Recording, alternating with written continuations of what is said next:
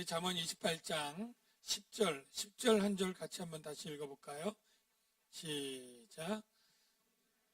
악한 길로 유인하는 자는 스스로 자기 함정에 빠져도 성실한 자는 복을 받느니라. 아멘.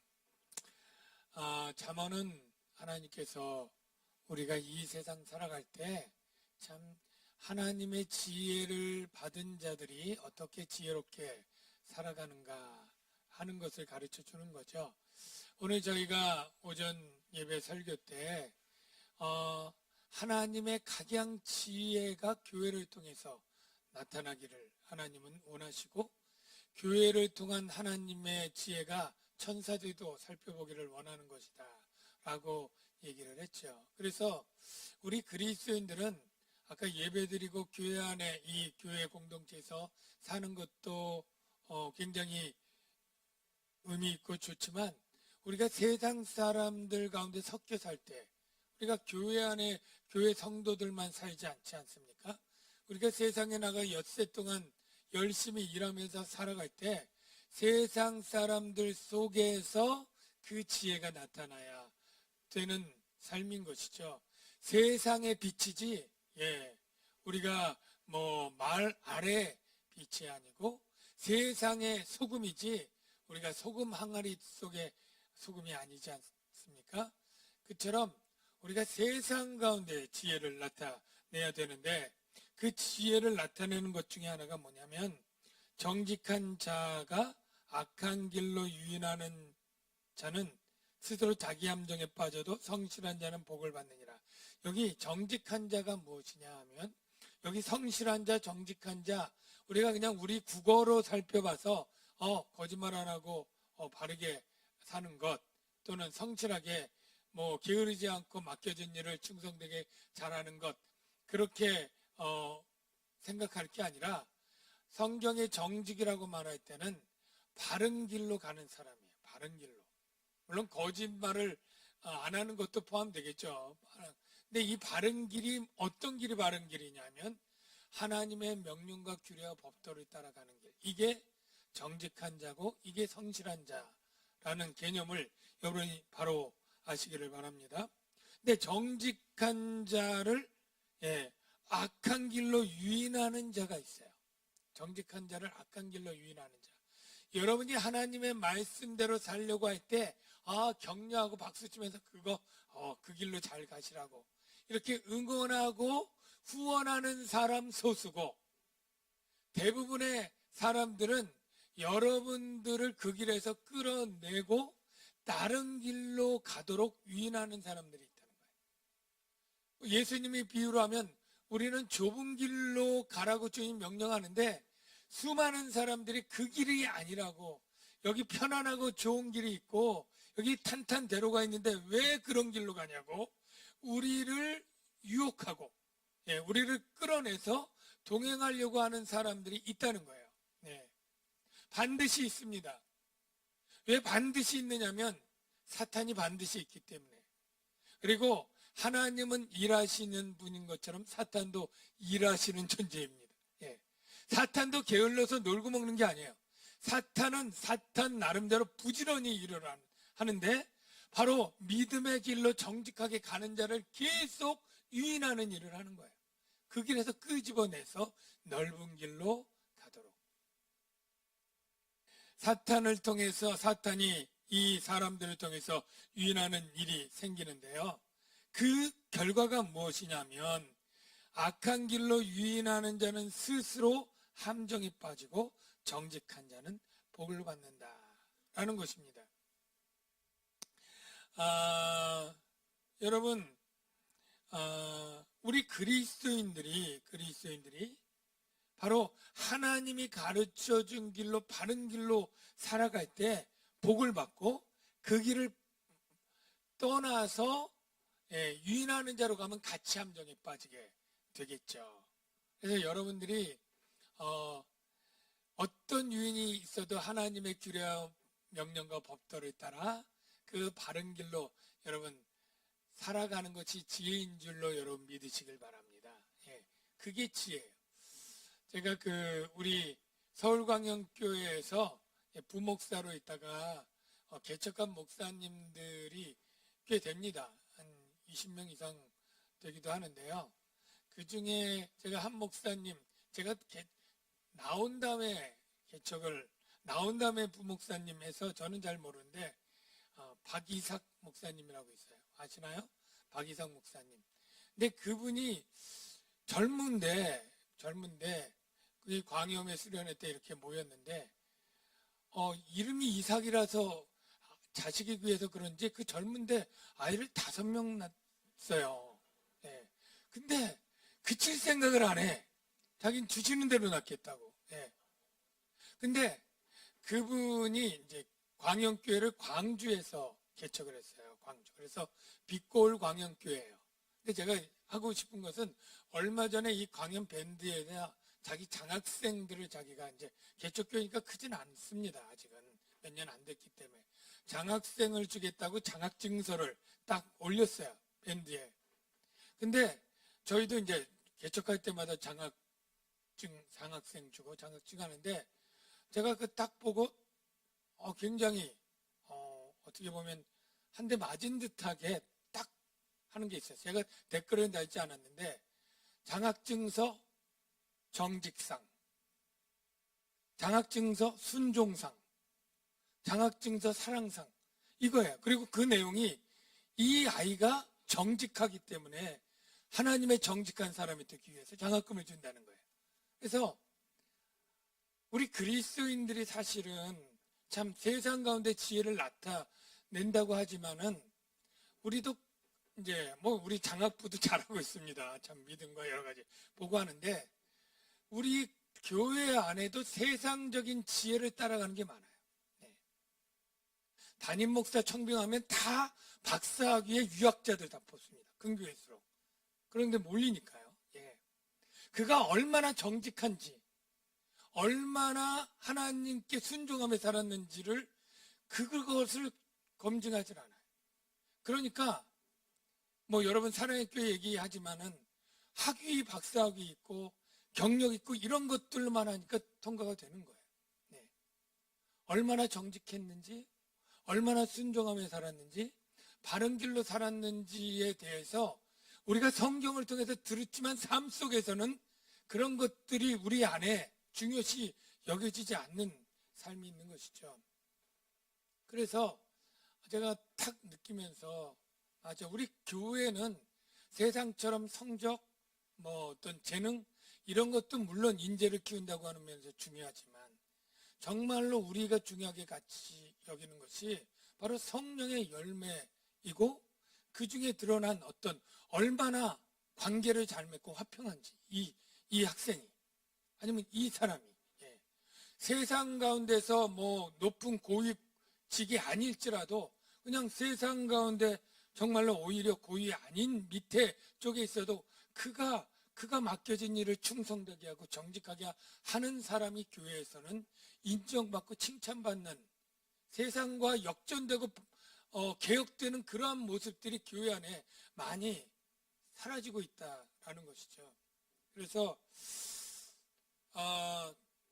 우리 교회뿐 아니라 교회가 나아갈 방향 가운데 세상의 지혜를 따라가지 않는 우리가 말로가 아니라 삶 속에서 그래서 그런 거 있잖아요. 남들이 다 예스라고 할 때 하나님의 말씀이 노라면 내가 나 혼자라도 그 길에 서리라. 이런 일들이 우리 교회 안에도 있어야 되겠지만 여러분의 직장 생활에서 학교 생활에서 우리가 나타날 때 정말로 그리스도인의 그 정직을 보고 천사들이 감탄하고 세상 사람들이 하나님을 영광 돌리는 그런 삶들이 우리 안에 더 많이 더 풍성하게 더 이루어져야 될 줄로 믿습니다. 그 정직한 자가 복을 받는 게 왜 복을 받느냐 하면 인과관계가 없어요. 그냥 우리가 정직하면 복 받는다 이게 말이 안 돼요. 정직하면 왜 복을 받는지가 없어요. 그런데 우리가 그 인과관계를 맺어주는 분이 계셔요. 바로 하나님이죠. 세상에서 정직하다고 복 받는다는 건 세상 사람 안 믿어요. 예. 누가 그걸 알아주느냐 이거죠. 그런데 우리는 보이지 않지만 하나님이 계시고 하나님이 통치하시고 하나님이 정직한 자에게 복을 받는다고 잠언 기자를 통해서 기록하고 성령의 감동을 했다면 하나님이 약속을 지키실 줄로 믿습니다. 그래서 우리가 정말로 과학적인 인과관계 없지만 믿음으로 정직한 자가 하나님의 복을 받는다. 이 믿음으로 우리가 정직을 희생을 각오해서라도 감당해야 될 이유가 있는 줄로 믿습니다. 그 다음에 우리 11절 보겠습니다. 같이 시작.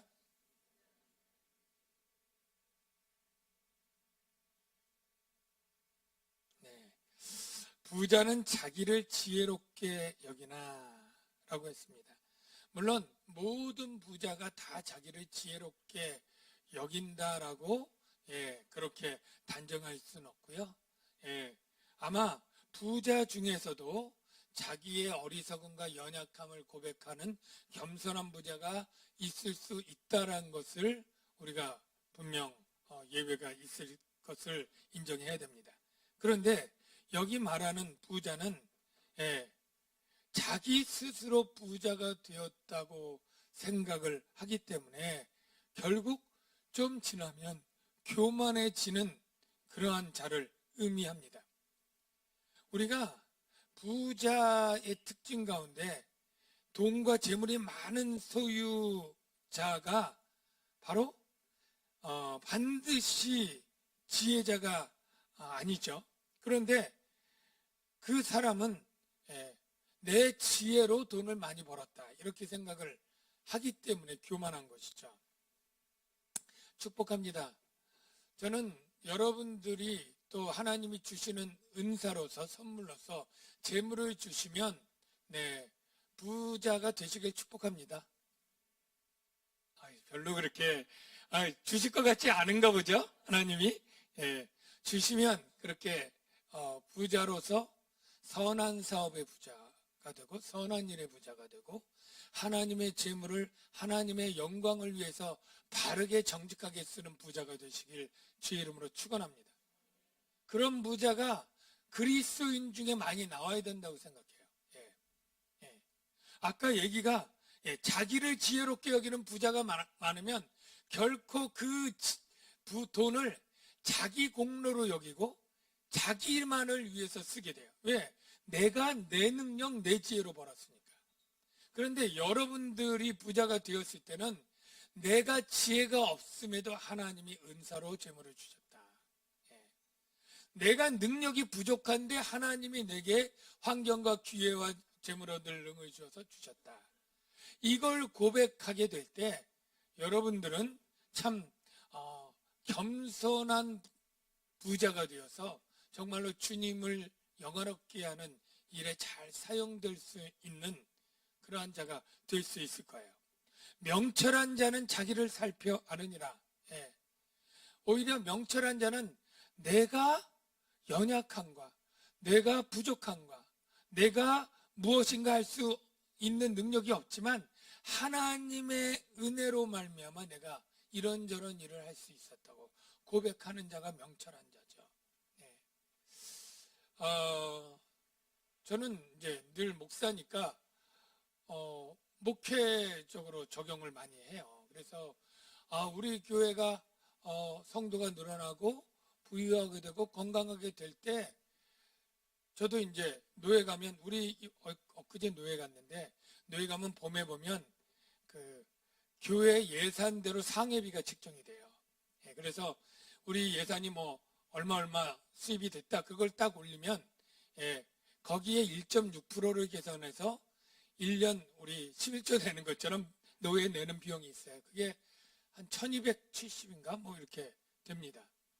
그게 그 봄에 되면 딱 해가지고 그게 딱 해가지고 각 교회에 바로 얼마 1년간 내라고 이렇게 보면 각 교회별로 그 나오는 숫자가 작년까지만 해도 저희가 8번째 있었어요. 그러니까 한 150개 교회 중에서 재정이 한 8번째 많은 거죠. 그래서 그러면 제가 아직 교회에서는 뭐 중간 정도 이렇게 되지만은 교회 규모나 재정 보면 사람들이 저를 또 좀 알아도 봐주고 시차례에서는 두 번째로 이제 큰 교회니까, 아이, 뭐, 이제, 우리 좀 미자리 교회들 좀 많이 도와주고, 또 뭐, 좀 해달라고 뭐, 그렇게 그냥 이렇게 얘기도 해요. 그러니까, 그런 자리에 섰을 때, 나도 모르게 이렇게 좀 이렇게 뒤로 이렇게 젖혀지기도 하고, 그러십니까? 예. 이렇게 될 수 있는 게 우리 마음이에요. 우리 마음이에요. 예. 그래서, 참, 이제 거기에 우리 뭐 김도겸 목사님도 있고 조영환 목사님도 있고 우리 부목사님도 있어서 편하기도 하고 한데, 그럴 때 우리가 마치 내가 잘한 것처럼 생각하는 이러한 교만에 넘어가지 않도록, 예. 훨씬 더 훌륭한 목사님들이 작은 교회를 충성되게 감당할 수 있고 더 큰 칭찬과 상을 받을 수 있다는 것이 분명합니다. 예. 그래서 결코 그 교회 크기로 하나님께 칭찬받는 거 아니고 성도 수나 재정으로 하나님께 인정받는 것이 아니라는 것을 늘 스스로 생각하고, 말로도 다 교회의 부흥을 칭찬할 때 다 주님의 은혜입니다. 예, 사도 바울이 한 것처럼 그렇게 스스로를 훈련하고 있죠. 여러분들이 세상에서 혹시 직장에서 또는 어떤 일을 할 때 인정받고 칭찬받는 자리에 있을 때 늘 명철한 자는 자기를 살펴하느니라. 내가 원래 뭘 잘하는 사람이 아니고, 네, 하나님의 은혜로 되었다고 하는 것을 늘 스스로 살펴서 고백하고 인정하는 것이 그게 지혜로운 삶인 줄로 믿습니다. 자, 우리 그 다음 우리 12절을 한번 볼게요. 12절 같이 읽어보겠습니다. 시작.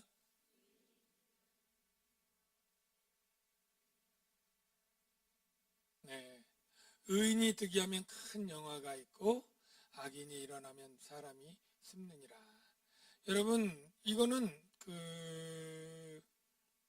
여기 득이한다는 것은 의인이 권세를 잡으면, 예, 또는 승리하면, 예, 모든 사람이 기뻐하고 축하하고요.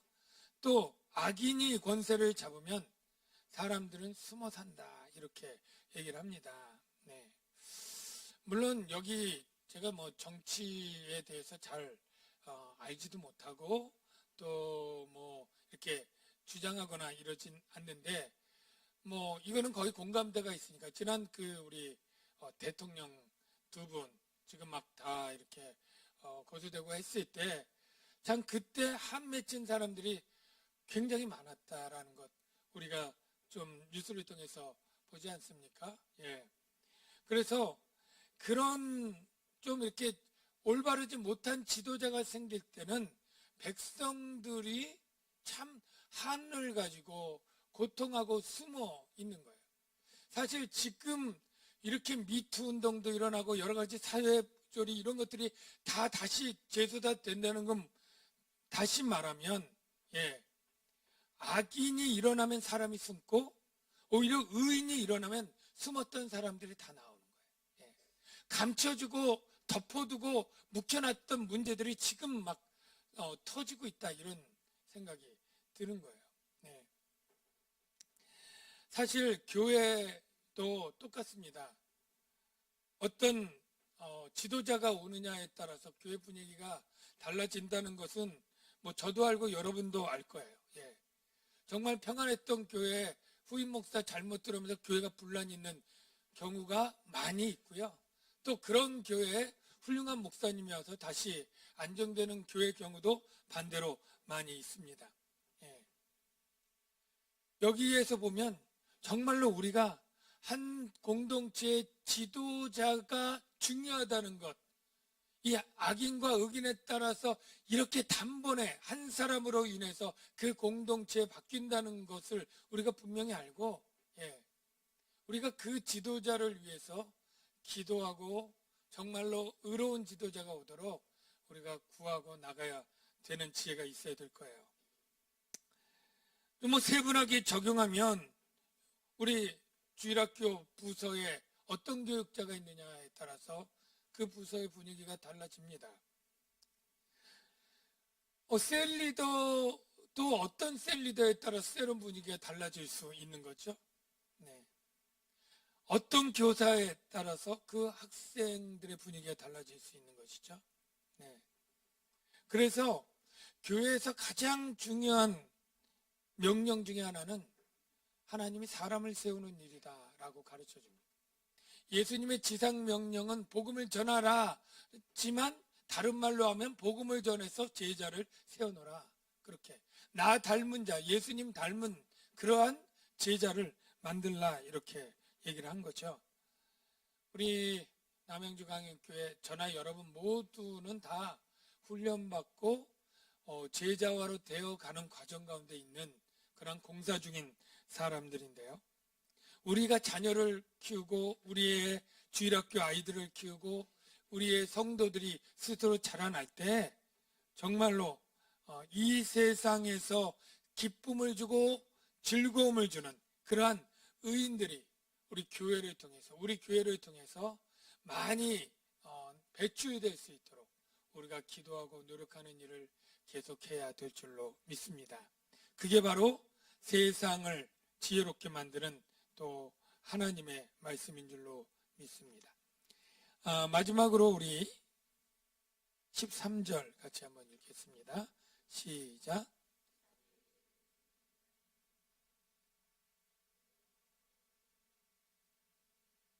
네.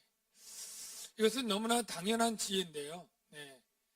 죄를 숨기는 자는 형통하지 못하다. 예.